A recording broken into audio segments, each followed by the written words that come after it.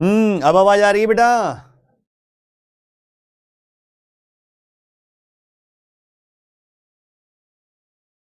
Good evening, कैसे हैं आप लोग?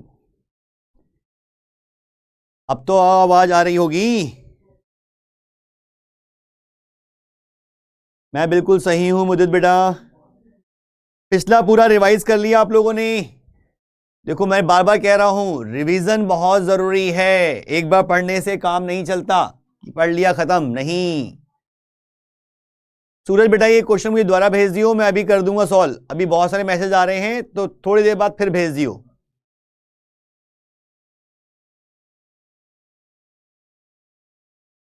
चलो, अब जरा देखें हम आगे का पोर्शन। जो पुराना हमने क्या किया था लास्ट टाइम, हमने मेन किया था ये लेंस मेकर फॉर्मूला, और उससे बेस कुछ क्वेश्चन भी किए थे। ठीक है, अब जरा आगे का पोर्शन देखें।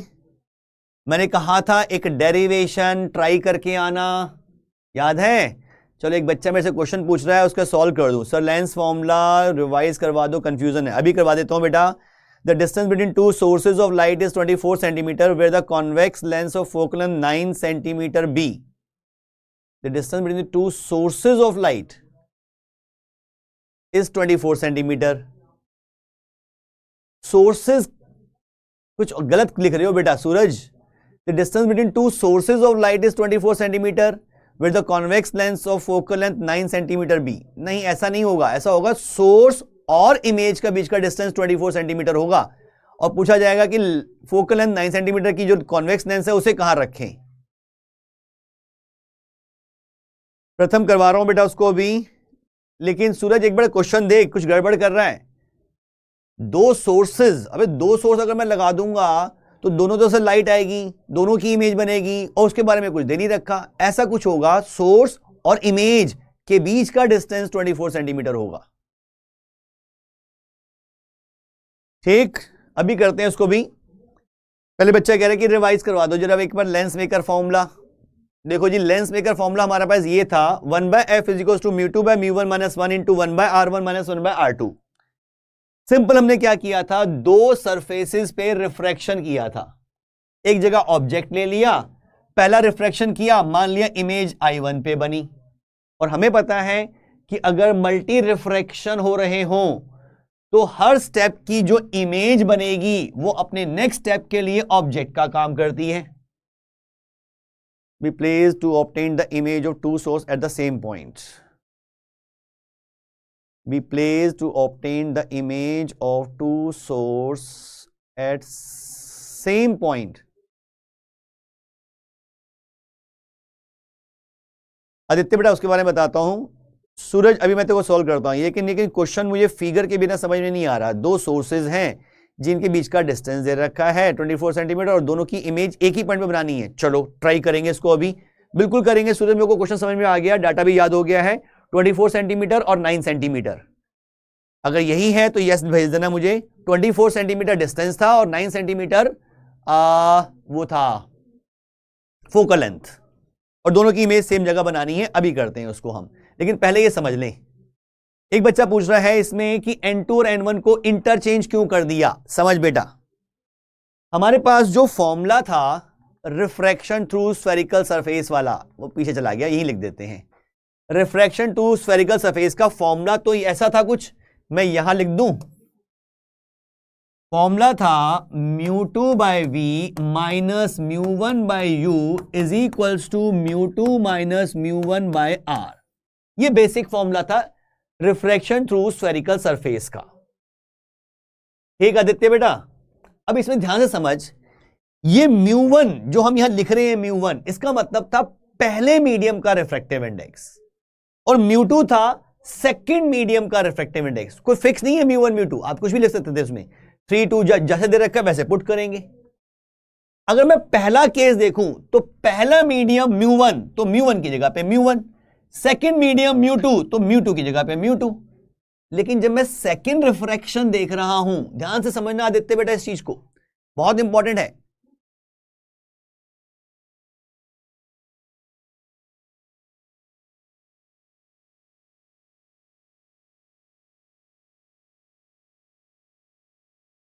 पीयूष बेटा, यहां पढ़ाने के लिए आया हूं इसलिए। चलो सेकंड रिफ्रैक्शन में देख बेटा, सेकंड रिफ्रैक्शन में रे जो जा रही है वो इस मीडियम से इस मीडियम में जा रही है। सेकंड रिफ्रैक्शन में यहां से यहां जा रही है, तो जहां से जा रही है उसको हम यहां पे μ1 की जगह पे पुट करते हैं। तो लेकिन इसका रिफ्रैक्टिव इंडेक्स तो मैंने μ2 लिख रखा था, तो मैं इस μ1 की जगह पे μ2 पुट करूंगा, क्योंकि पहले मीडियम का रिफ्रैक्टिव इंडेक्स अब मेरे पास μ2 है। और ये μ2 क्या होता है, इसमें μ2 क्या होता है फॉर्मूले में, सेकेंड मीडियम का रिफ्रैक्टिव इंडेक्स। जा किस में रही है, μ1 वाले में, तो μ2 की जगह पे आ जाएगा μ1। क्या आदित्य क्लियर हुआ ये बात?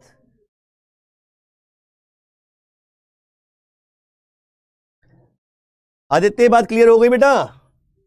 क्योंकि हमें सिंपल फॉर्मूले पे ही लिखना है, बस फॉर्मूले में ध्यान रखना है कि कौन सा सिंबल क्या रिप्रेजेंट कर रहा है। ये था फर्स्ट मीडियम, जहां से रे आ रही थी, फर्स्ट मीडियम का रिफ्रैक्टिव इंडेक्स, और यहां होता है जिस मीडियम में जा रही है। पहली बार तो μ1 μ2 ही है, लेकिन दूसरी बार तो μ2 μ1 हो गया, तो मुझे उल्टा करना पड़ा।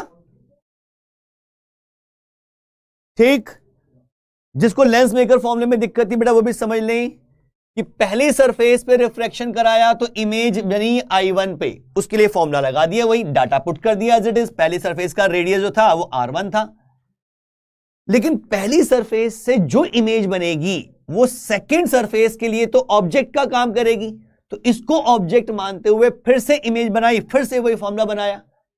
फाइनल इमेज V पर, इनिशियल ऑब्जेक्ट जो था वो U पे लिया, तो ये जो V1 बीच में आया ये कट गया इन दोनों इक्वेशन को ऐड करके, और मुझे इजीली फॉर्मूला मिल गया।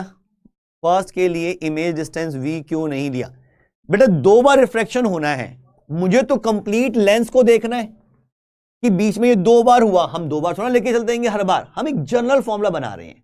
तो मैंने क्या किया, पहले रिफ्लेक्शन के बाद इमेज यहां बनती, लेकिन कंप्लीट पास होने के बाद यहां बन रही है, तो इसको मैंने V कहा, इसको कोई तो नाम देना था, मैंने V1 नाम दे दिया। ठीक प्रथम भाई, अल्टीमेटली मेरे पास ऑब्जेक्ट जो है, जो इंस्ट्रूमेंट है, मैं ऑब्जेक्ट ना कहूं, जो इंस्ट्रूमेंट है वो तो लेंस है, तो मुझे लेंस को कंबाइन देखना है कि इस लेंस के लिए अगर ऑब्जेक्ट यहां है तो ये लेंस इमेज यहां बना रहा है, तो इस लेंस के लिए तो V ये है और U ये है, ये बीच का पार्ट जो आया इसको कोई नाम देना था। अब इसको X Y Z कुछ भी कह सकते थे, मैंने V1 कह दिया।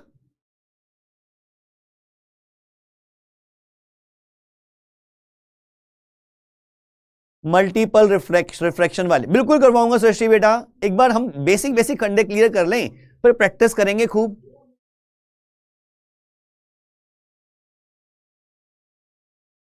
चलो ये तो हो गया काम इसका जी, आगे चलते हैं, आज का पोर्शन स्टार्ट करते हैं। थिन लेंस फॉर्मूला देखें भाई, थिन लेंस फॉर्मूला जिसके लिए पहले कुछ बेसिक्स पता होने चाहिए, जो 10th वाले, फिर आपको जी 10th वाला याद नहीं है तो मैं यहां पर पहले 10th के फॉर्मूले फंडेज रिवाइज करवा देता हूं। सर एनसीईआरटी रीड करनी चाहिए या ओनली नोट्स और डीपीपी आर सफिशिएंट? बेटा अगर टाइम निकाल सकते हो तो एनसीईआरटी जरूर पढ़ो, बहुत अच्छी बुक है, बहुत बढ़िया दे रखा है। इवन एनसीईआरटी सीबीएसई में तो काम आती है, एनसीईआरटी की अगर थ्योरी बहुत अच्छी ढंग से पढ़ी तो कॉम्पिटिशन भी क्लियर कर जाओगे। एनसीईआरटी अगर टाइम निकाल सकते हो तो जरूर पढ़ो, लेकिन अगर टारगेट सिर्फ सीबीएसई है तो नोट से भी काम चल जाएगा। ठीक है, जरा हम आपका पुराना तो रिवाइज कराएं पहले भाई। यहां पर देखें भाई, आपने कुछ चीजें जो 10th में पढ़ी हैं वो पहले आइडिया होना चाहिए। अगर मैं बात करता हूं कॉन्वेक्स लेंस की, तो इसमें क्या क्या चीजें पढ़ी थी, यहां एक फोकस यहां पर भी, यहां पे हम शो करते हैं 2f और यहां पर भी 2f। फिर आपने ऑब्जेक्ट और इमेज डिस्टेंसेस, पोजीशन, उन सब नेचर के बारे में पढ़ा था। ठीक है, तो उनको भी देखो, मैं देखता हूं कितने बच्चों को याद होगा ये। अगर मैं पहला केस लेके चलूं कि मैंने जो ऑब्जेक्ट रखा है वो इंफिनिटी पे रखा है, ऑब्जेक्ट अगर इंफिनिटी पे है, बहुत दूर से रेज आ रही हैं, तो इमेज कहां बनती है? अगर ऑब्जेक्ट इंफिनिटी पे है तो इमेज कहां बनती है? इमेज फॉर्मेशन, चलो इससे भी बेसिक से स्टार्ट करते हैं, और छोड़ो इस चीज को भी, एक और बेसिक समझो पहले तो। अगर कोई रे प्रिंसिपल एक्सिस के पैरेलल आती है और कॉन्वेक्स लेंस से पास करती है तो आफ्टर रिफ्रैक्शन वो फोकस से पास करती है। पहला बेसिक ये पढ़ा था 10th में। अगर कोई रे प्रिंसिपल एक्सिस के पैरेलल आ रही है, आफ्टर रिफ्रैक्शन वो फोकस से पास करती है। दूसरा बेसिक, ये लेंस, ये इसकी प्रिंसिपल एक्सिस, अगर मैं कहता हूं कि कोई रे फोकस से पास होके आ रही है तो लेंस से रिफ्रैक्शन के बाद वो प्रिंसिपल एक्सिस के पैरेलल हो जाती है। तीसरा केस,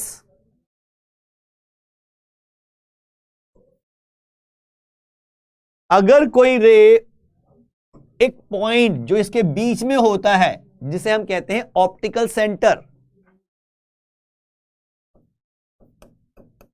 ऑप्टिकल सेंटर, अगर ऑप्टिकल सेंटर से कोई रे पास कर रही है तो वो बिना डेविएशन के स्ट्रेट निकल जाती है। ये कुछ बेसिक चीजें आपने लेंस के लिए पढ़ी थी, कॉन्वेक्स लेंस के लिए पढ़ी थी 10th में। रेज टू बी पैरेक्सियल, बिल्कुल बेटा हम केस ही वो लेके चल रहे हैं पैरेक्सियल रेज का, जिसमें आई एंगल आर एंगल बहुत छोटे होंगे, ये अपर्चर बहुत छोटा है। ये अजम्पशन तो हमने शुरू से ले ली एंड तक, पूरे रे ऑप्टिक्स के लिए ये अजम्पशन चल रही है। दूर वाले की तो बात ही नहीं कर रही। हां, अगर ये दूर होती तो ये इसी फोकस से पास करेगी, ये जरूरी नहीं होता। ठीक अंकित, कभी टाइम मिला तो ये एक्स्ट्रा वाला पोर्शन भी बताऊंगा, लेकिन अभी तो ये देख लो। ठीक, दूसरा केस आपने लिया था कॉनकेव लेंस का, उसका भी देख लो। कॉनकेव लेंस में पहला पढ़ा था कि अगर कोई रे प्रिंसिपल एक्सिस के पैरेलल आ रही है, आफ्टर रिफ्रैक्शन वो इस प्रिंसिपल फोकस से डाइवर्ज होती जाती है। दूसरा केस कॉनकेव लेंस का, एक और बना लेते हैं, कॉनकेव लेंस बार बार बनाना पड़ रहा है। दूसरा केस था कि अगर कोई रे इधर वाले फोकस की तरफ अप्रोच कर रही थी, मींस ऐसे आ रही थी, इधर से जाती, तो आफ्टर रिफ्रैक्शन वो प्रिंसिपल एक्सिस के पैरेलल निकल जाती है। एक तीसरा केस वही ऑप्टिकल सेंटर का, ऑप्टिकल सेंटर से तो सीधी निकल जाएगी। ये बेसिक केसेस आपने 10th में पढ़े थे, ये सारे याद हैं। इन्हीं की हेल्प से तो रे डायग्राम बनाए थे, इमेज फॉर्मेशन की थी। ये 3 केस कॉन्वेक्स लेंस के और ये 3 केस कॉनकेव लेंस के मेनली यूज हम ये पहला दूसरा करते हैं कॉन्वेक्स लेंस के लिए, ये वाला और ये वाला, और इसमें हम ज्यादा यूज करते हैं ये वाला और ये वाला। मैं इनको स्टार मार्क कर देता हूं, ये ज्यादा यूज करते हैं हम, ये बाकी 2 वाले कम, इनको ज्यादा यूज करते हैं। तो ये आपने किया होगा, कुछ याद आ रहा है? ऐसा पढ़ा था 10th में।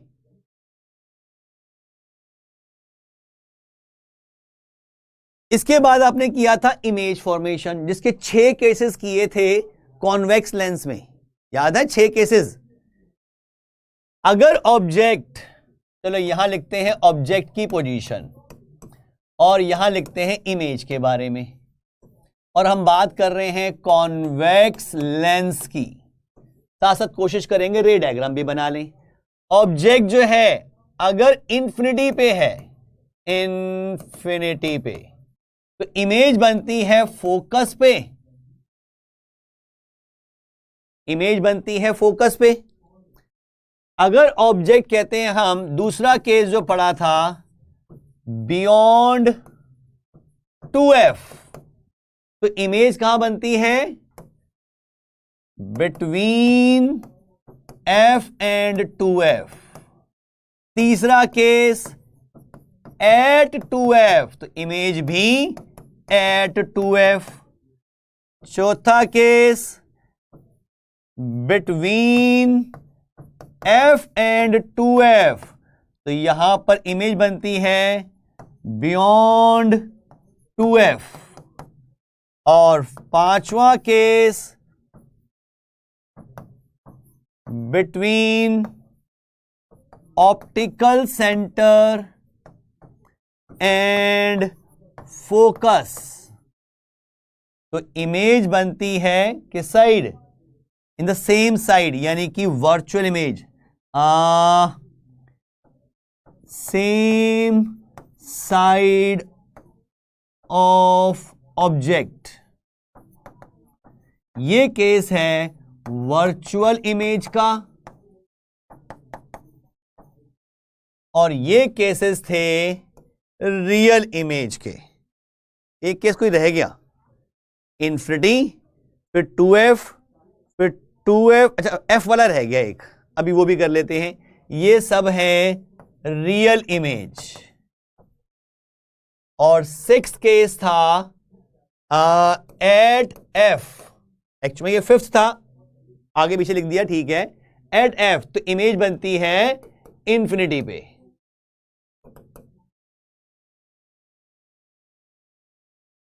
तो ये सारे केसेस आपने कर रखे हैं, और रियल इमेजेस जो बन रही थी वो सारी इन्वर्टेड थी।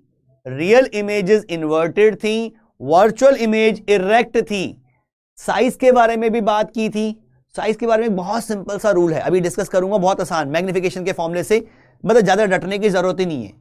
हमने स्टार्टिंग में, आपको ध्यान हो तो हमने किया था रिवर्सिबिलिटी लॉ, और मैंने कहा था उसमें एक चीज होती है कि अगर ए पे ऑब्जेक्ट है और बी पे इमेज बन रही है, तो बी पे ऑब्जेक्ट रखूंगा तो ए पे इमेज बनेगी। कुछ ऐसा ही इसमें भी हो रहा है। देखो, अगर बियॉन्ड 2f ऑब्जेक्ट है तो इमेज f और 2f के बीच में है। अगर ऑब्जेक्ट को f और 2f के बीच में कर दिया तो इमेज बियॉन्ड f हो गई।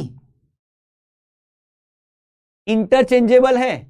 ऑब्जेक्ट इन्फिनिटी पे तो इमेज फोकस पे, और ऑब्जेक्ट को फोकस पे रख दिया तो इमेज इन्फिनिटी पे पहुंच गई। तो ये फंडा बेसिक ध्यान रखना है बेटा, ठीक है। अगर ए पॉइंट पे ऑब्जेक्ट और इमेज बी पे बन रही है, और मैं बी पे ऑब्जेक्ट रख दूं तो ए पे इमेज बन जाएगी। रिवर्सिबिलिटी जो हमने पढ़ी थी, लाइट की रिवर्सिबिलिटी लॉ जो पढ़ा था, उस पे बेस। इनके रे डायग्राम जो आपने 10th में किए थे याद होने चाहिए, काम आते हैं थोड़े बहुत, ज्यादा नहीं, थोड़े बहुत काम आते हैं, और बेसिक वो इन्हीं पे बेस्ड है जो हमने यहां ड्रॉ किया है। कोई एक केस हम ड्रॉ भी करेंगे अभी, वो डेरिवेशन के लिए। वो फॉर्मूला जो आपने यूज किया था 10th में, उसको ड्राइव कर लेते हैं जरा फटाफट, जिसे हम कहते हैं थिन लेंस फॉर्मूला। देखो भाई, मैं लेके चल रहा हूं एक थिन कॉन्वेक्स लेंस, ये हमने उसकी प्रिंसिपल एक्सिस बना दी। यहां ऑप्टिकल सेंटर, यहां दिखा दिया एक f और यहां दिखा दिया 2f। इस तरफ यहां पर f, उतने ही डिस्टेंस पे अप्रोक्सीमेटली, एग्जैक्ट तो नहीं बना पाएंगे ड्राइंग हम ऐसी, 2f, ठीक है।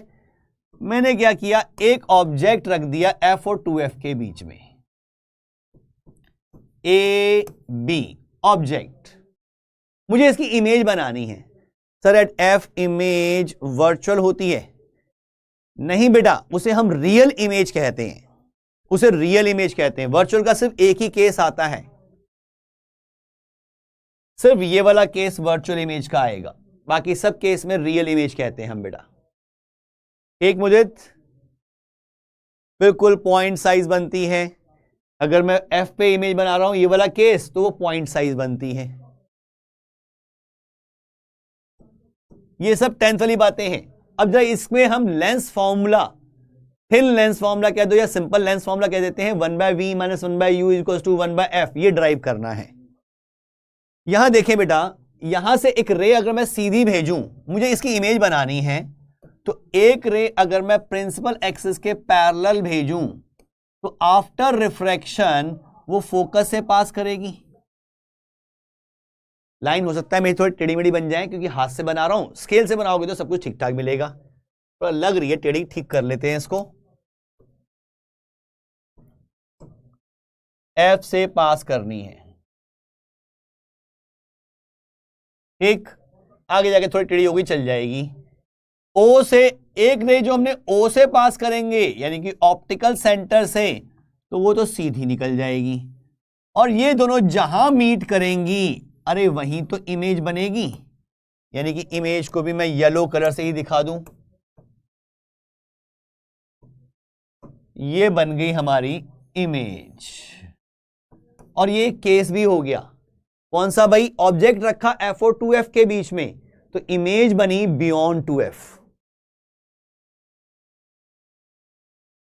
Sir concave if incident pass through F, समझा दो प्लीज। समझ ले बेटा वासु, वो सिंपल सा केस था।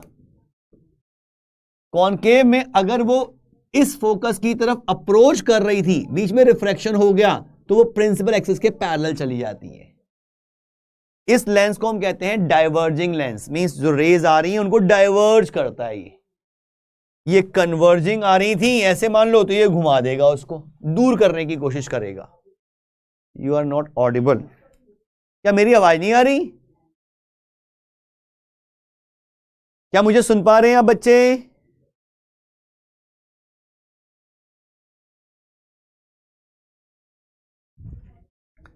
आवाज तो आनी चाहिए।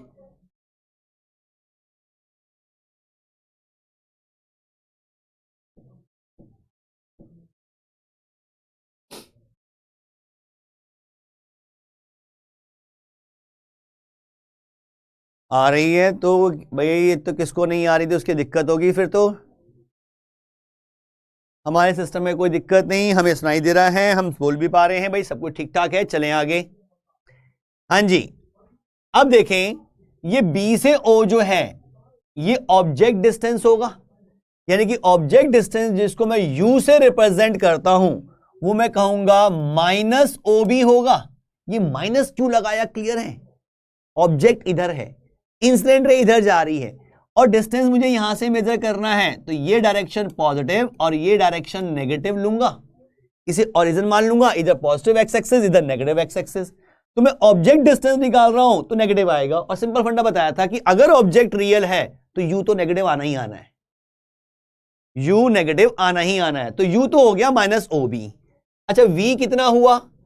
वी यहां से यहां तक, इस पॉइंट को नाम दे देते हैं, कोई AB यहां लिखा है, यहां लिख देते हैं CD। तो O से D, लेकिन ये पॉजिटिव क्योंकि राइट में है, इंसिडेंट रे की डायरेक्शन में है, पॉजिटिव डायरेक्शन में है। ठीक है, V निकाल लिया। बाकी पॉइंट्स हमने मार्क कर रखे हैं, कुछ नाम दे देते हैं। ये तो O कह रखा है, इसे F कह रखा है, कुछ और नाम दे दें, इसको G कह दें। ठीक है, और मैंने यहां पर एक ज्वाइन किया, एक ट्रायंगल यहां बनाने के लिए एक एक्स्ट्रा लाइन ड्रॉ कर देते हैं ऐसे। देखो भाई, इनको भी नाम दे देते हैं, G हो गया तो यहां मान लेते हैं H। पहले मैं दो ट्रायंगल की बात कर रहा हूं, ट्रायंगल ABO और ट्रायंगल CDO।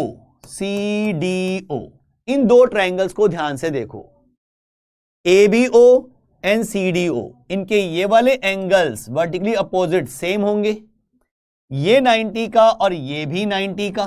तो AA से ये दोनों ट्रायंगल सिमिलर हो गए हैं, ये दोनों ट्रायंगल बन गए सिमिलर।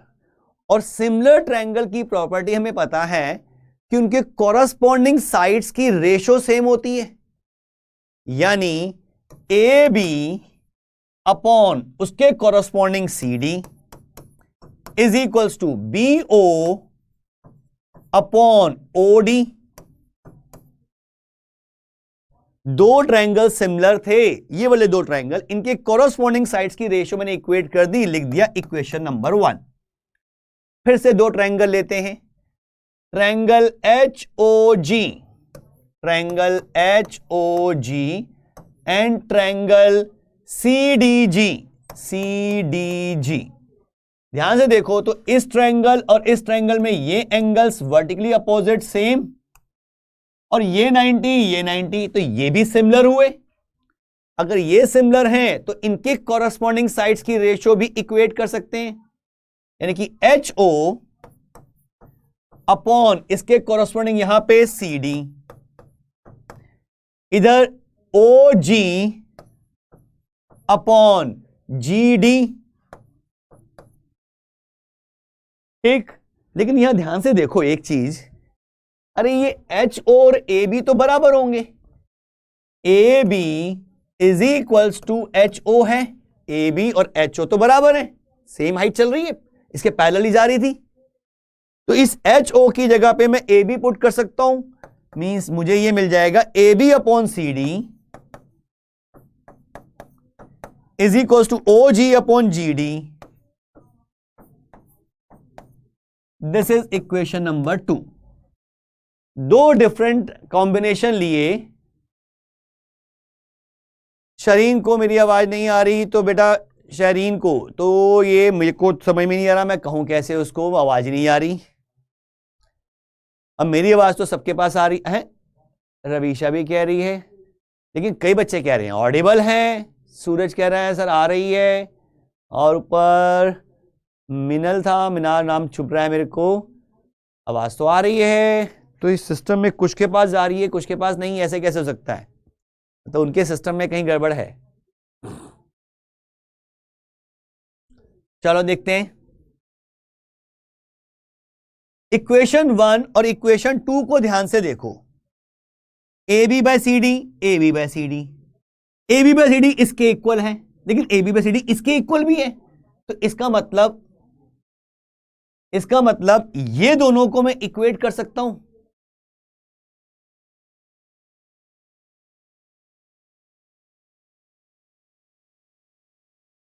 ठीक, प्रथम बेटा करवा दूंगा।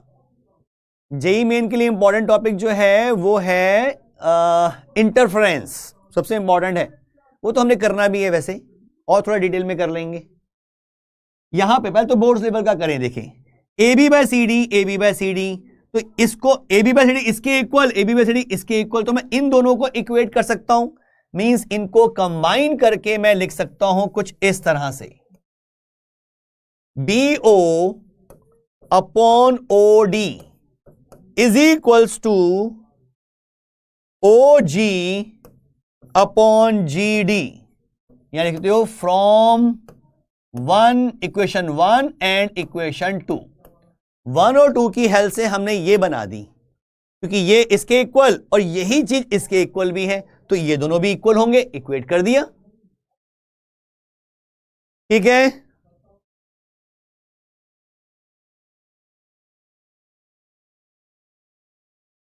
चलो जी, अब देखें हमें जो फॉर्मूला चाहिए वो तो चाहिए यूवीएफ की फॉर्म में, यूवीएफ की फॉर्म में चाहिए, तो इनको हम यूवीएफ की फॉर्म में कन्वर्ट करेंगे।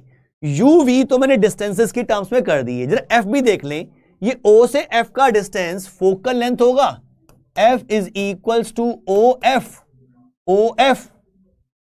ठीक, लेकिन यहां डिस्टेंसेस जो आ रहे हैं अगर वो इन फॉर्म में नहीं आ रहे तो उनको उन फॉर्म्स में कन्वर्ट कर लेते हैं। कैसे देखो जरा, बीओ, अरे बीओ को तो मैं डिफाइन कर सकता हूं, ओबी बीओ एक ही बात हुई, डिस्टेंस ही है। ओडी वो भी आ रहा है, ओजी नहीं आ रहा, वो तो ओएफ आ रहा है, तो ये ओजी को देखे कहां है, ये है ओजी, अरे ये ओ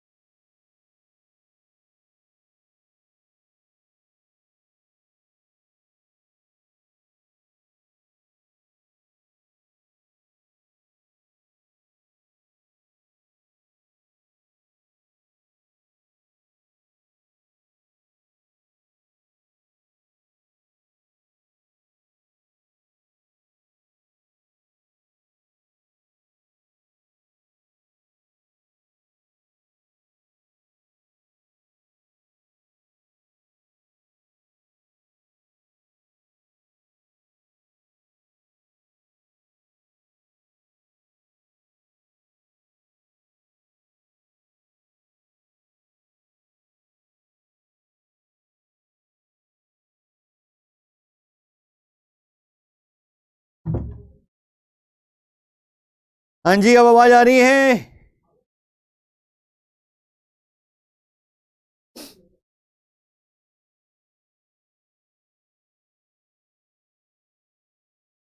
क्लियर आवाज मेरी अब? जी बी कहां से आया? जी और तेरी तो देखो कितनी गड़बड़ कर दी,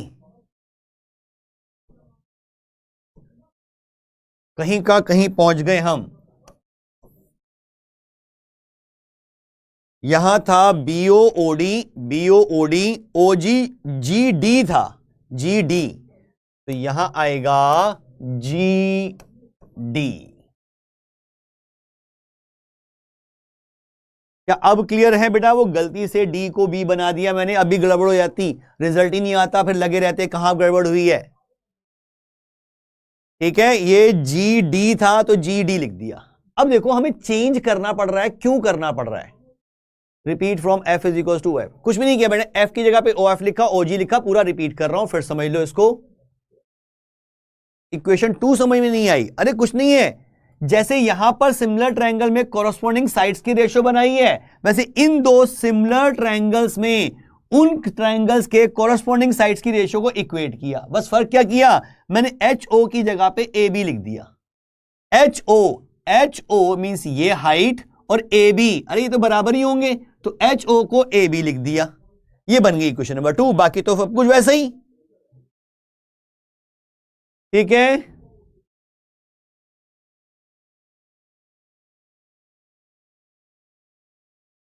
ओके जी।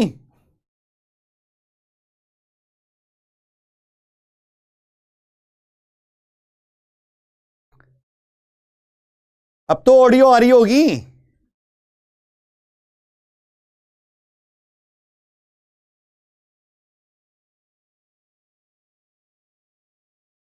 चलो जी, अब मैंने यहां पे ये चेंज कर दी, लिखा है अभी ये। अब देखो ध्यान से, हमें जो फॉर्मूला चाहिए वो तो चाहिए यूवीएफ की फॉर्म में। तो यूवीएफ मुझे डिस्टेंसेस के टर्म्स में पता है, जो जो हो सकते हैं ठीक है, जो नहीं हो पा रहे उनको थोड़ा सा मैनिपुलेट करेंगे। बीओ को मैं यू की फॉर्म में लिख सकता हूं, ओडी वी की फॉर्म में लिख सकता हूं, ओजी एफ की फॉर्म में लिख सकता हूं, जीडी ये कहीं नहीं है तो जीडी पे आए, जीडी। अब जीडी को मुझे मैनिपुलेट करना पड़ेगा, तो मैंने क्या लिखा भाई, B O upon O D is equal to O G upon G D. G D तो ये है, तो जी डी को मैं लिख सकता हूं ओ डी माइनस ओ जी।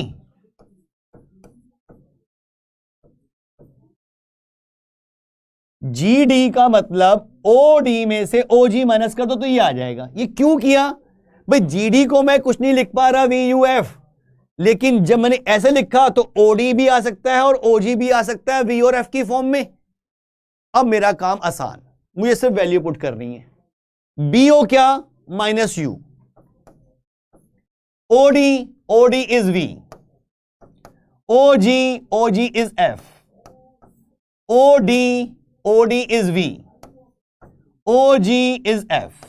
सब डाटा पुट कर दिया यूवीएफ की फॉर्म में। अब कर दो क्रॉस मल्टीप्लिकेशन, सिंप्लीफाई करना है तो पहले क्रॉस मल्टीप्लिकेशन करते हैं। ये बनेगा minus uv minus minus plus uf is equals to vf. ठीक, वीएफ को मैं ले जाऊं या यूएफ को उधर, हम किसको इधर लेके जाएं, वीएफ को लेफ्ट में ले आते हैं, तो ये बन जाएगा uf minus vf is equals to, और इस यूवी को राइट में ले जाएं, यूवी वो पॉजिटिव का हो गया उधर जाके, ये इधर आके नेगेटिव का हो गया।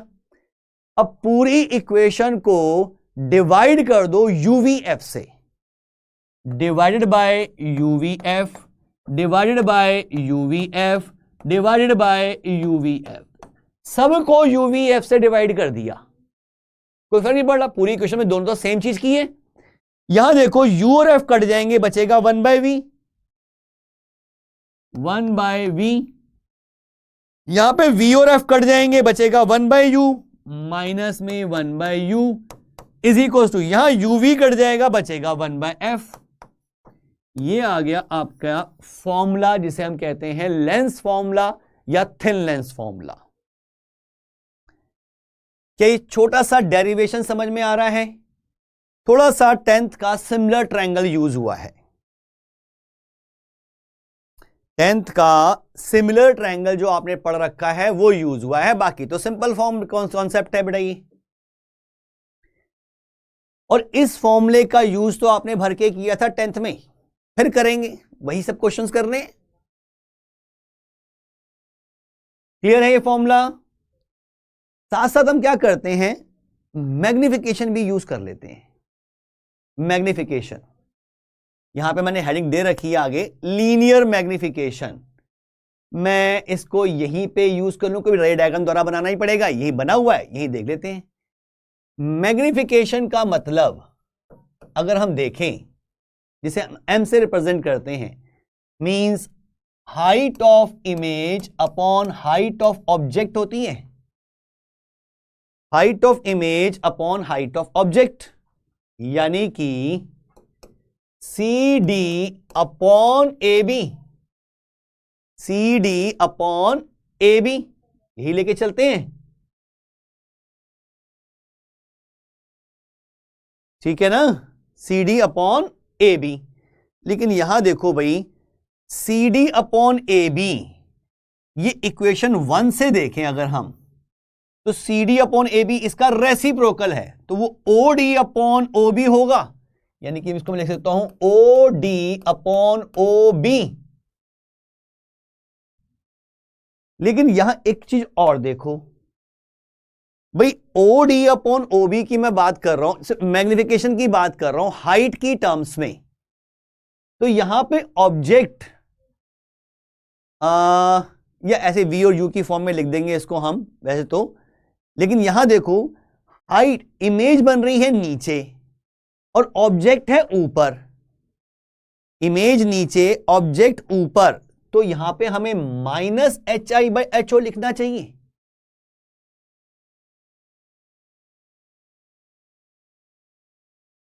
बेटा इस डेरिवेशन के आने के चांस कम होते हैं, लेकिन आ जाए, चांस कम है लेकिन आ सकता है।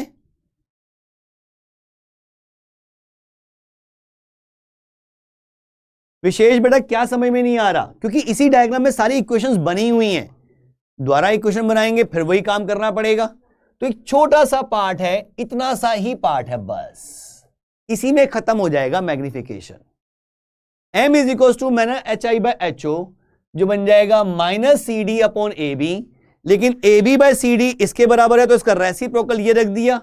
ओ डी की value, O D is v and O B is minus u, और ये माइनस साथ में चल रहा है, तो हमें मैग्निफिकेशन जो मिल जाएगी,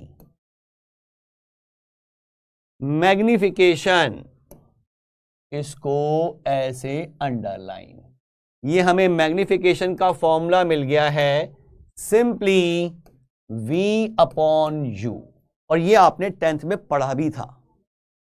मिरर में किया था magnification minus v by u, और लेंस में किया था मैग्निफिकेशन v बाई यू। तो लीनियर मैग्निफिकेशन जिसे कहते हैं, that is v by u, which is minus H I by H o in this case. Suraj बेटा क्या मिक्स हो रहा है? सिंपल सा ये क्या, इसी के साथ मैग्निफिकेशन है, क्योंकि यही सब चीजें यूज होनी है, यही ट्रायंगल यूज होने हैं। तो देखा भाई, मैग्निफिकेशन मतलब होता है कि इमेज का साइज ऑब्जेक्ट के साइज का कितने टाइम्स है, दैट इज मैग्निफिकेशन। तो हमें मैग्निफिकेशन मिल गया है v बाई यू। ये दो चीज ध्यान रखनी है, मैं वहां नोट कर लेता हूं, आपको लिख देता हूं। अगर आप उस पेज पे जाएंगे तो लीनियर मैग्निफिकेशन m जो आ रही है, that is v by u, ये फॉर्मूला ध्यान रखना है। In case of lens, linear magnification is v by u. 2 minute दे दो नोट डाउन करने के लिए। लो जी, कर लो फटाफट नोट, ये रहा।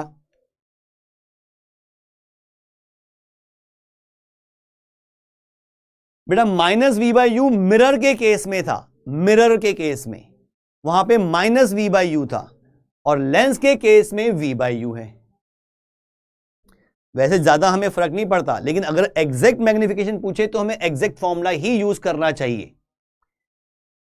लेकिन जो न्यूमेरिकल्स आते हैं उनमें हमें जरूरत फर्क नहीं पड़ता, नेगेटिव है नहीं है, क्योंकि हम लॉजिकली उनको सॉल्व करते हैं। This lens is not thin, नहीं बेटा ये थिन है, ये थिन लेंस की ही बात कर रहे हैं। ड्रॉ हम ऐसे करते हैं, लेकिन ये थिकनेस को हमेशा हम नेग्लेक्ट कर देते हैं। लिख लिया, गुड। चलो अब इस पे बेस कुछ थोड़े से फॉर्मूले पहले एनसीईआरटी के देखते हैं, क्वेश्चन 1-2 देखते हैं, और फिर कुछ अच्छे क्वेश्चंस भी देखेंगे, मैं अपनी तरफ से बना के दिखाऊंगा आपको। पहले इस क्वेश्चन की बात करें। A beam of light converges at a point P, ध्यान से समझना बेटा, बहुत बढ़िया क्वेश्चन है, बहुत ही बढ़िया क्वेश्चन है, ध्यान से देखना बेटा। A beam of light converges at a point P, बना लेते हैं तो समझ में जल्दी आ जाएगा। एक लाइट बीम है जो ऐसे किसी पॉइंट P पर कन्वर्ज हो रही है, ऐसे आ रही बीम और एक कन्वर्ज हो रही है। Now a lens is placed in the path of the convergent beam 12 centimetre from P। क्या किया, इसके पाथ में यहीं पर एक लेंस लगा दिया, बीच में यहां पर, तो लेंस लग गया तो वहां पहुंचेगी नहीं। अब होगा क्या, कौन सा लेंस लगाया है, now lens is placed of the converging, लिखा नहीं हुआ कैसा लेंस है। At what point does the beam converge if the lens is convex lens of focal length? पहला case, convex lens of focal length 20 centimetre, means अगर मैं इस A part के लिए पिक्चर बनाऊं तो कैसे बनेगी, ये लेंस और जो रेज आ रही थी वो इस तरह से आ रही थी, ऐसे करके, कि अगर ये लेंस ना होता तो ये यहां पर P पॉइंट पे कन्वर्ज करती, जो कर रही थी भाई। उसने कहा कि बीच में ही, now a lens is placed in the path of the convergent beam, कहां पर, 12 सेंटीमीटर फ्रॉम P, मींस ये डिस्टेंस है 12 centimetre. At what point does the beam converge if the lens is convex lens of focal length 20 centimetre. अब बताना है कहां converge करेंगी। अब ये ऐसा एक क्वेश्चन मैंने करवाया भी था जिसमें वर्चुअल ऑब्जेक्ट की बात की थी। जरा हम पुराने बेसिक पे चलते हैं जो मैंने स्टार्टिंग में बताए थे। ऑब्जेक्ट कौन डिसाइड करता है, इंसिडेंट रेज। इमेज कौन डिसाइड करता है, रिफ्रैक्टेड रेज, क्योंकि हम रिफ्रैक्शन की बात कर रहे हैं, अभी रिफ्लेक्शन की तो बात ही नहीं कर रहे। ऑब्जेक्ट डिफाइन करती है इंसिडेंट रेज और इमेज डिफाइन करती है रिफ्रैक्टेड रेज। इस लेंस के लिए तो ये इंसिडेंट रेज हैं, इस पे इंसिडेंट हो रही हैं, लेकिन ये रेज यहां P पे मिलती, ये डाइवर्ज नहीं हो रही, यानी कि ये P पॉइंट इस लेंस के लिए वर्चुअल ऑब्जेक्ट का काम कर रहा है। ये P पॉइंट इस लेंस के लिए वर्चुअल ऑब्जेक्ट का काम कर रहा है, यानी कि इसके लिए U कितना हो जाएगा, U हो जाएगा +20, क्योंकि इंसिडेंट रे की डायरेक्शन तो इधर है। कौन सी पॉजिटिव कौन सी नेगेटिव, ये कौन डिसाइड करेगा, इंसिडेंट रेज। यानी कि अब अगर मैं डायरेक्शन की बात करूं तो ये डायरेक्शन पॉजिटिव और इधर वाली डायरेक्शन नेगेटिव, तो इसमें U जो आएगा, अरे वो तो पॉजिटिव आ जाएगा, कितना, 12 सेंटीमीटर। और फोकल लेंथ वो तो दे रखी है भाई, और कन्वर्जिंग लेंस है तो फोकल लेंथ पॉजिटिव होती है, तो वो 20 सेंटीमीटर। और हमसे पूछा है कि कहां कन्वर्ज करेंगी, मींस कहां इमेज बनेगी, तो इन दोनों की हेल्प से हम V निकाल सकते हैं इजीली। फॉर्मूला है 1/v - 1/u is equals to 1/f। ठीक, तो 1/v is equals to 1/f plus 1/u, 1/u को उधर ले गए, डाटा पुट कर दें, f है भाई 20 प्लस 1/u, u है पॉजिटिव का ही 12, एलसीएम लिया तो एलसीएम आ जाएगा इसका 60 ले लेते हैं, 23 जा 12 5 जा, यानी कि 8/60, यानी कि अगर मैं डिवाइड करूं इसे 2 से तो 4 और 30, फिर 2 से 2 और 15, यानी कि 2/15। तो v की वैल्यू रेसिप्रोकल करना पड़ेगा क्योंकि ये तो 1/v आ रहा है, तो v आ गया 15/2 मतलब 7.5 सेंटीमीटर। इसका मतलब रेज एक्चुअल में यहां तक नहीं पहुंचेंगी, यहीं बीच में यहां पर इमेज बना देंगी, ये ऐसे मिल जाएंगी और ये डिस्टेंस जो होगा ये मिल रहा है 7.5 सेंटीमीटर। ये पहला पार्ट समझ में आया।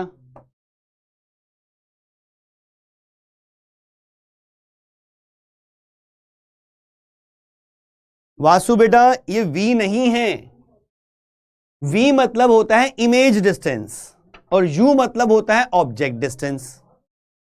ये जो दो रेज हैं ये इंसिडेंट रेज हैं या रिफ्रैक्टेड रेज हैं? ये तो इंसिडेंट रेज हैं और इंसिडेंट रेज किस चीज को डिफाइन करती हैं, ऑब्जेक्ट को या इमेज को? ऑब्जेक्ट को। यानी कि इंसिडेंट रेज बता रही हैं कि ऑब्जेक्ट यहां पर है, यानी कि ये कन्वर्ज हो रही है। आपको ध्यान हो, बहुत पीछे जाना पड़ेगा। देखूं, ये मैंने बता रखा है आपको, रियल ऑब्जेक्ट और वर्चुअल ऑब्जेक्ट के बारे में। रिवाइज किया करो चीजें, वरना फिर गड़बड़ हो जाएगी। जो पढ़ते जा रहे हैं वो आगे कहीं ना कहीं काम तो आएगा बेटा।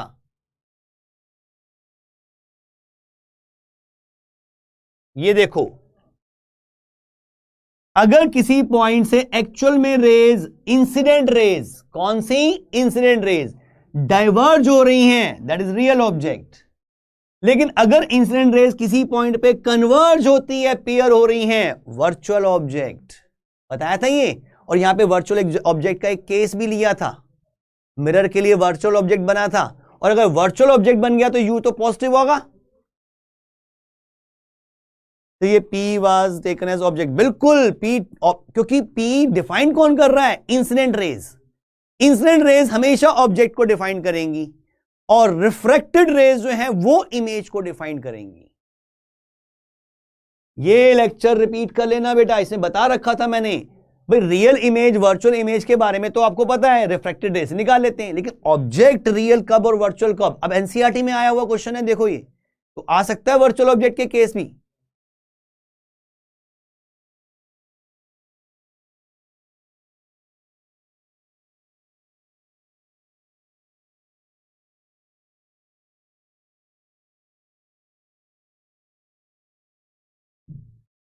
तो ये केस क्लियर सबको?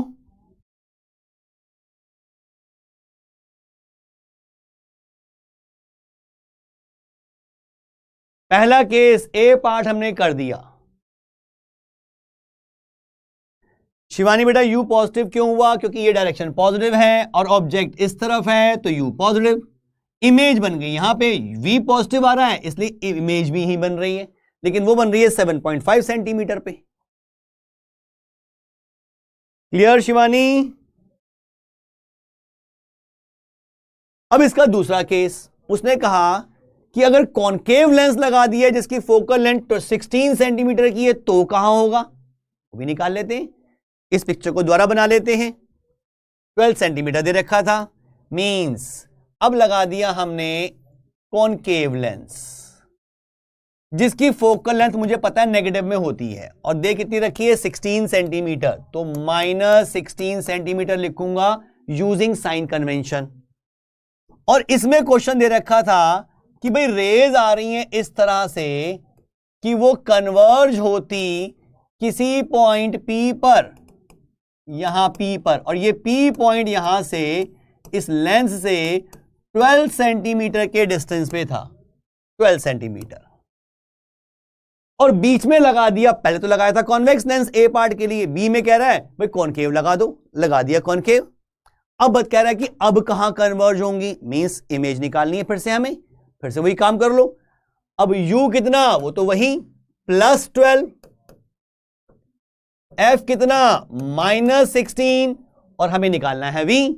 तो फॉर्मूला तो हमारे पास है भाई 1/v - 1/u, यानी कि 1/f इधर और +1/u ऐसे लिख दूं डायरेक्टली। कोई 1/v -1/u था, -1/u को इधर लिख दिया क्योंकि v निकालना है, f u की वैल्यू पुट कर देंगे और आसान होता है अगर इसको इस फॉर्म में याद रखो, v is equal to u f upon u plus f. भाई एलसीएम लेके सिंप्लीफाई करके फिर रेसिप्रोकल करूंगा, यही तो मिलेगा। क्यों बाद में रेसिप्रोकल करते नहीं, एलसीएम लेने का झंझट ला ले, सीधा ऐसे करो डायरेक्ट आंसर आता है। ये काम मैं इधर भी कर सकता था, मैं इतना बड़ा कर रहा हूं, पहले एलसीएम लेके सॉल्व कर रहा हूं, फिर रेसिप्रोकल कर रहा हूं, डायरेक्टली लिखूं v is equal to u f upon u plus f. इसी फॉर्मूले से तो मिला ये चीज, एलसीएम लेके सिंप्लीफाई करके रेसिप्रोकल करके। भाई u कितना 12, f 20, नीचे क्या है u प्लस f इज 32।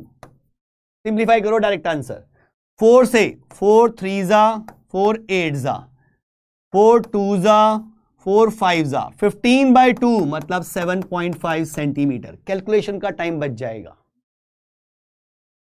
ठीक है, दिव्याश्री पूछ रहे हैं कि YF इज -16। बेटा ये कैसा लेंस है? कॉनकेव। कॉनकेव, उसने कहा है कि concave lens, focal length 16 centimetre. जरा वापस चल, पिछली क्लास में कॉनकेव लेंस क्या बताया था? इसकी फोकल लेंथ नेगेटिव होती है। कॉन्वेक्स लेंस इसकी फोकल लेंथ पॉजिटिव होती है, बताया था। चीजों को रिवाइज करो बेटा, आप रिवाइज नहीं कर रहे। मैं क्लास पढ़ा के चला जाता हूं, कॉपी बंद हो जाती है, नेक्स्ट क्लास में आते हो, जो पिछली क्लास में पढ़ाया होता है वही याद नहीं होता। ऐसे पढ़ने में मजा नहीं आएगा। जो भी क्लास में पढ़ाया गया है घर पे उसको रिवाइज करो, तभी बात बनेगी। वो क्लास में जो पढ़ाए हुए फंडे हैं वो दिमाग में रहने चाहिए, आगे तो वो यूज होंगे। अब मैं आगे बढ़ा रहा हूं, वो पिछला याद नहीं है, फिर से वही क्यों नेगेटिव, तो देखो जरा। दिव्यश्री बड़ा क्लियर है, रिवीजन बहुत जरूरी है।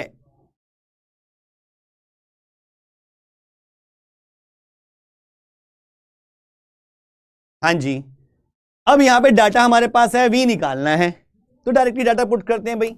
u12 f -16 upon u plus F करेंगे तो -4 आ जाएगा डायरेक्टली। u प्लस एफ तो हम डायरेक्ट कर सकते हैं, 12 - 16 आ जाएगा -4। माइनस कैंसिल हो गया, 4 से कैंसिल किया 4, और ये आ गया 48 सेंटीमीटर। 48 सेंटीमीटर, किसी का आंसर भी आया था मेरे पास 48 सेंटीमीटर। प्रथम, वेरी गुड बेटा, बहुत बढ़िया। In first case your calculation is wrong, 20 × 12 is 240 centimetre. कहां किया मैंने भाई 20 × 12? मैंने तो मल्टीप्लाई किया ही नहीं, मैंने तो सीधा कैंसिल करके 7.5 सेंटीमीटर निकाल दिया। वैसे करोगे तो ऊपर आएगा 240 और नीचे आएगा 32। अब इसे कैंसिल कर 4 से। इतनी लंबी कैलकुलेशन क्यों करें जब कैंसिल हो सकते हैं चीजें, वो फटाफट वहीं कर दो। ये आ जाएगा 8 से, 8 से यहां कैंसिल करेंगे तो कितना आ जाएगा 30। 30/4 मीन्स 15/2 मीन्स 7.5। ठीक ही तो आ रही है कैलकुलेशन, देख जरा प्रज्ञा। बस मैंने यहीं पे कैंसिल करके आसान कर दिया काम, क्यों ऐसा करता रहूं। सृष्टि का आंसर भी ठीक आया था, बिल्कुल 48 सेंटीमीटर। अब ये 48 सेंटीमीटर क्या कह रहा है भाई, ये तो 12 है, इसका मतलब ये रेज इधर जाएंगी और यहां पे कहीं इमेज बनाएंगी, यहां पे कहीं कन्वर्ज होंगी, और ये पॉइंट यहां से कितने डिस्टेंस पर होगा? ये होगा 48 सेंटीमीटर पर। ये रे डायग्राम हम साथ में तभी बना पाते हैं जब हमारी कैलकुलेशन हो जाती है, क्योंकि हमें क्या पता भी कहां जानी है, कैलकुलेशन करके पता चलेगा कि हां रेस कहां जा रही हैं। क्या ये क्लियर? सिंपल है लेंस फॉर्मूला। कुछ अच्छे क्वेश्चन भी करते हैं अभी इसके। एक और आ गया क्वेश्चन, जरा अब इसमें मैग्निफिकेशन यूज हो रही है, जरा उसका भी यूज देखें कैसे करना है, फिर और अच्छे क्वेश्चन। अच्छा, एक क्वेश्चन मेरे से किसी ने पूछा था अभी, जरा उसी को ले लेते हैं। कोई पेज खाली है? ये रहा, इस पेज पे ले लेते हैं। मुझे जो डाटा याद आ रहा है 24 सेंटीमीटर और 9 सेंटीमीटर, क्या यही था? 24 सेंटीमीटर और 9 सेंटीमीटर मींस दो सोर्स है, सोर्स 1 सोर्स 2, ठीक है, और इनके बीच का डिस्टेंस है 24 सेंटीमीटर। और हमने एक लेंस शायद वो कॉन्वेक्स लेंस था। कॉन्वेक्स लेंस रखना है कि दोनों की इमेज सेम पॉइंट पे बने, दोनों की इमेजेस सेम पॉइंट पे बने, यही था, दोनों इमेजेस सेम पॉइंट पर बने। The distance between two sources 24 centimetre where the convex lens of focal length 9 centimetre be, आगे वो शायद यही था, बी प्लेस्ड। आगे पूरा क्वेश्चन नहीं आया, नेक्स्ट लाइन भी भेज दे बेटा सूरज। फोकल लेंथ कॉन्वेक्स लेंस की है 9 सेंटीमीटर, 9 फोकल लेंथ, बिल्कुल। देखो जी, मैंने मान लिया कि मैंने लेंस यहां कहीं रख दिया, अब यहां कहां बताना तो पड़ेगा, तो उसके लिए एक्स वाई जेड कुछ मान लो। जैसे मैंने मान लिया भाई ये वाला डिस्टेंस एक्स का है, एक्स सेंटीमीटर, तो ये बाकी डिस्टेंस बचा, ये इसे एक्स मान लूं, या लिखने में दिक्कत आएगी, जगह कम है, इधर जगह कम है, इधर जगह ज्यादा है, तो ऐसा करते हैं इसको x मान लेते हैं, इसको 24 माइनस x मान लेते हैं। ठीक है जी, ऐसा कर लें भाई, कहीं भी मान सकते थे, हमें x निकालना है, यहां जगह ज्यादा थी तो मैंने 24 माइनस x लिख दिया, वहां 24 माइनस x घुसा के लिखना पड़ता, मुश्किल होती, x 24 माइनस x। लेकिन अब मेरा टारगेट क्या है, मुझे चाहिए कि दोनों की इमेजेस एक ही पॉइंट पे बने और इसकी फोकल लेंथ है 9 सेंटीमीटर। देखिए क्या ये पॉसिबल है कि नहीं, अगर है तो कैसे। पहले इसकी इमेज बनाता हूं, पहले S1 की इमेज। अगर मैं S1 की इमेज बना रहा हूं तो S1 ऑब्जेक्ट हुआ, S1 की इमेज बना रहा हूं तो S1 ऑब्जेक्ट हुआ। ये ऑब्जेक्ट हुआ तो ये राइट डायरेक्शन पॉजिटिव और लेफ्ट डायरेक्शन नेगेटिव चलेगी इसके लिए, यहां से अगर लाइट रे जाएंगी तो U कितना हो जाएगा, for image of S1 U की वैल्यू हो जाएगी 24 माइनस x का नेगेटिव डायरेक्शन में डिस्टेंस है, ठीक। और f दे रखा है हमें, f 9 सेंटीमीटर। इसे v निकालते हैं, v का मतलब भाई UF upon U plus f, अभी लिखा था, फटाफट पुट कर दें, यह आ जाएगा। नेगेटिव का मतलब ये हो जाएगा x माइनस 24, थोड़ा सा लिखना आसान हो जाएगा, नेगेटिव को यूज कर लिया, x minus 24 into F9 divided by इन दोनों का सम U प्लस f, यानी कि x minus 15 minus 24 plus 9 minus 15 हो जाएगा। ठीक है, ये पहले निकाल दिया।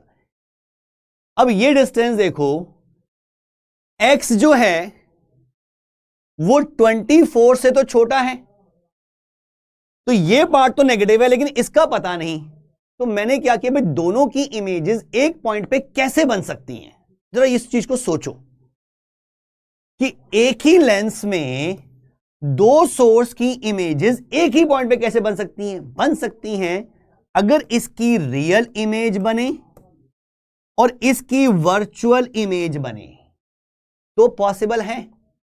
तो मैंने मान ली भाई इसकी तो रियल इमेज बन रही है, मींस ये वाला डिस्टेंस जो होगा, अगर मैं फाइनल इमेज यहां मानता हूं, यहां आई मानता हूं, तो यहां से लेंस का जो डिस्टेंस आया वो ये वाला आएगा,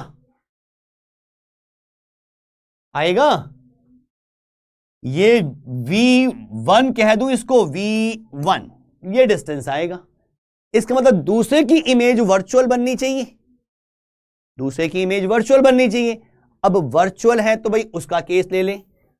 और S2 के लिए देखें तो अब सोर्स यहां पे है तो रेज ऐसे जाएंगी, यानी कि S2 के लिए ये डायरेक्शन पॉजिटिव और ये डायरेक्शन नेगेटिव होगी, क्योंकि इंसिडेंट रे तो इधर जाएंगी इसके लिए।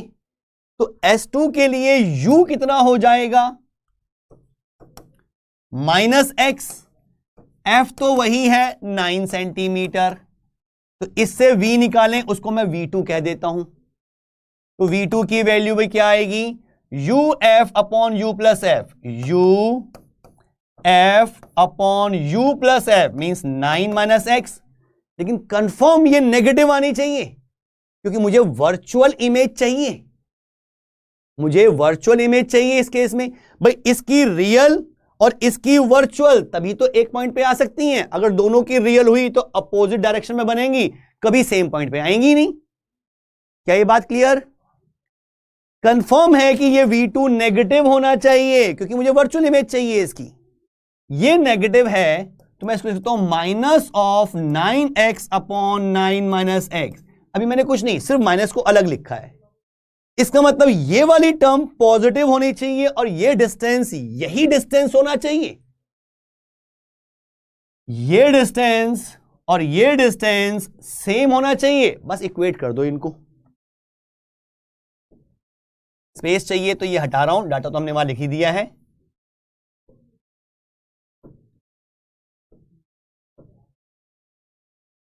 देखिए भाई ये कह रहा है, पहले ऊपर लिख लेते हैं, 9 into x minus 24 upon x minus 15 is equals to 9x upon 9 minus x. मैंने दोनों डिस्टेंसेस को इक्वेट कर दिया और इससे मैं आराम से x निकाल सकता हूं। तो देखो पहले 9 तो कटता हुआ नजर आ रहा है, बाकी कर दें क्रॉस मल्टीप्लिकेशन। यहां आ जाएगा 9x माइनस 9 इंटू 24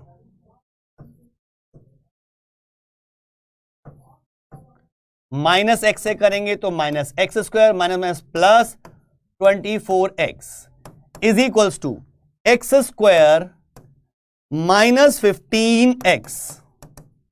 ये बन रही है इक्वेशन मेरे पास, ये वाली, जिसको सिंप्लीफाई करना है। सबको एक साइड ले जाएं, उधर ले जा रहा हूं क्योंकि यहां एक्स स्क्वायर पॉजिटिव है, ये नेगेटिव है, उधर जाके पॉजिटिव हो जाएगा।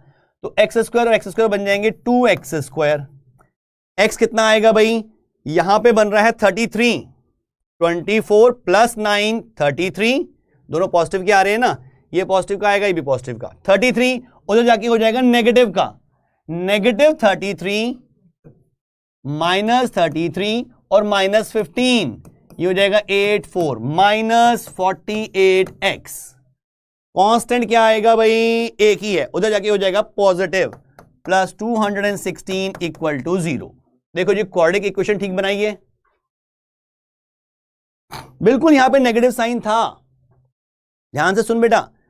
अर्पणा, प्रथम, सृष्टि, समझो, V2 नेगेटिव आना चाहिए था क्योंकि मुझे वर्चुअल इमेज चाहिए। लेकिन अगर मैं डिस्टेंस की बात करूं, जैसे मैं कहूं कि ये ऑब्जेक्ट है, लेंस है, यहां पर ऑब्जेक्ट रखा मैंने, इमेज सपोज यहां बन रही है और ये इसका V जो आ रहा है -8 सेंटीमीटर आ रहा है सपोज, तो ये डिस्टेंस कितना होगा? -8। अरे डिस्टेंस तो 8 सेंटीमीटर होगा ना, डिस्टेंस तो मैं 8 सेंटीमीटर ही लूंगा। मैं तो दो डिस्टेंसेस को इक्वेट कर सकता हूं, एक पॉजिटिव नंबर को एक नेगेटिव नंबर से कैसे इक्वेट करूं? ये लॉजिक ध्यान रखना है इसका। पहले केस में मैंने रियल इमेज विजुलाइज की तो उसका V पॉजिटिव था, तो ये तो पॉजिटिव नंबर है। दूसरे केस में मैंने वर्चुअल इमेज मानी है तो V तो नेगेटिव आना चाहिए, लेकिन मुझे तो ये डिस्टेंस चाहिए, तो ये नेगेटिव साइन हटा दूंगा तभी तो डिस्टेंस मिलेगा। तो इस डिस्टेंस को इस डिस्टेंस से इक्वेट कर दिया। क्यों कर दिया, क्या समझ में आया? फटाफट इस क्वाड्रेटिक को सॉल्व करते हैं। जरा देखो, 2 से डिवाइड कर दें, x square minus 24x plus 108 equal to 0। देखो भाई क्या फैक्टर बन सकते हैं इसके। मल्टीप्लिकेशन में आना चाहिए पॉजिटिव और एडिशन में आना चाहिए नेगेटिव, यानी कि दोनों नंबर्स नेगेटिव के होंगे, दोनों नंबर नेगेटिव के होंगे। तो कैसे दो नंबर्स को मल्टीप्लाई करें कि 108 आ जाए?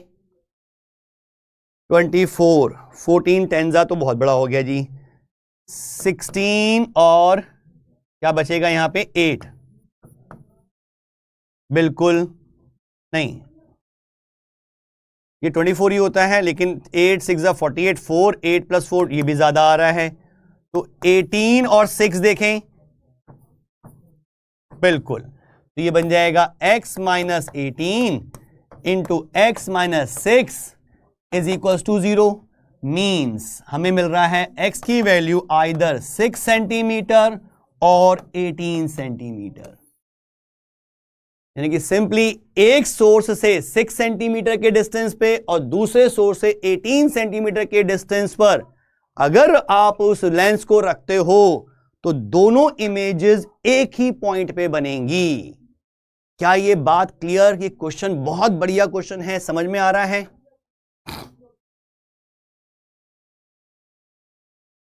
क्या ये क्वेश्चन सबको क्लियर हुआ? बढ़िया क्वेश्चन है।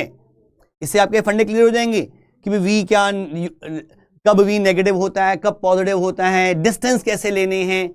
और जब भी आपको कुछ डिस्टेंस लेना पड़े तो यूवी की टर्म्स में मत लो, हमेशा एक्स वाई जेड लो। फिर जब यूवी पुट करोगे तो एक्स प्लस एक्स लेना है या माइनस एक्स लेना है, वो आपको समझ में आ जाएगा वो साइन कन्वेंशन से। क्या ये क्लियर? प्रथम कह रहा है रिपीट कर दो, प्रथम ने आंसर भी दिया। बेटा इसमें दिक्कत कहां, इसमें दिक्कत कहां? यहां तक समझ में आ गया था। बाकी तो मैथ सॉल्व करना है, फिजिक्स तो वहीं खत्म हो गई भाई। यहां पे हमने इक्वेट किया, काम खत्म फिजिक्स का। अब तो सिंपल सॉल्व करना है, मैथ्स है सिंपल, क्वाड्रेटिक सॉल्व करनी है। ठीक है, चलो ये हमने आज किया है, कुछ अच्छे क्वेश्चंस भी किए हैं। मैग्निफिकेशन का क्वेश्चन नेक्स्ट क्लास में देखेंगे और पावर ऑफ लेंस कुछ और क्वेश्चन भी करने हैं, ये नेक्स्ट क्लास में कंटिन्यू करेंगे। आज के लिए इतना ही बेटा, ठीक है। एक डाउट है, युवराज भेज बेटा, कौन सा डाउट है?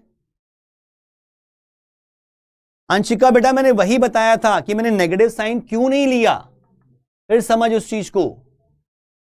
V2 नेगेटिव आना चाहिए था, लेकिन मुझे तो ये डिस्टेंस चाहिए था जहां इमेज बन रही है, तो डिस्टेंस तो इतना ही होगा। हाँ, V2 की वैल्यू माइनस ऑफ डिस्टेंस होगी, तो वो मेरे को तो डिस्टेंस, इस डिस्टेंस को एक डिस्टेंस से इक्वेट करना है। सोच, ये तो पॉजिटिव नंबर, ये नेगेटिव नंबर, क्या पॉजिटिव और नेगेटिव इक्वेट हो सकते हैं कभी? नहीं, मुझे तो पॉजिटिव को पॉजिटिव से इक्वेट करना है। ये डिस्टेंस एक्चुअल में पॉजिटिव, क्योंकि रियल इमेज मानी है। ये V नेगेटिव आना चाहिए क्योंकि वर्चुअल इमेज का केस है, लेकिन मुझे तो डिस्टेंस चाहिए, तो डिस्टेंस कैसे निकालूं? जैसे मैंने एग्जांपल दिया था कि किसी केस में V अगर -8 सेंटीमीटर आ गया तो समझ में आ गया कि इमेज वर्चुअल बन रही है, लेकिन लेंस से कितने डिस्टेंस पे बन रही है? आंसर तो लिखूंगा 8 सेंटीमीटर। एक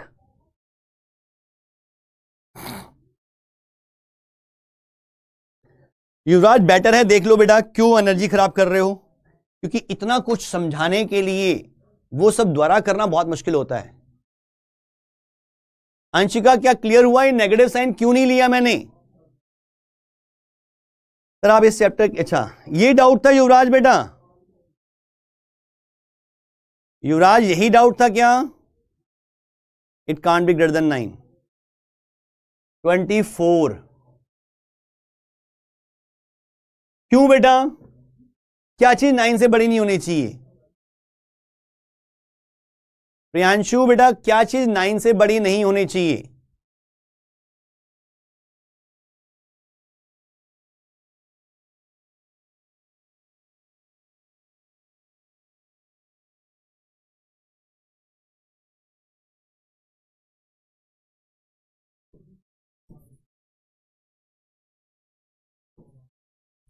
चलो आज के लिए इतना ही है सर, ये अभी डाउट था बस, थैंक्स यू सर। ठीक है बेटा।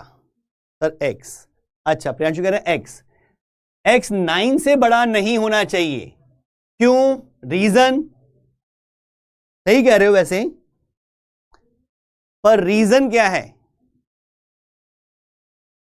f, क्योंकि उसकी फोकल लेंथ 9 सेंटीमीटर की है। अगर मुझे वर्चुअल इमेज बनानी है तो ऑब्जेक्ट जो है वो फोकस और ऑप्टिकल सेंटर के बीच में होना चाहिए।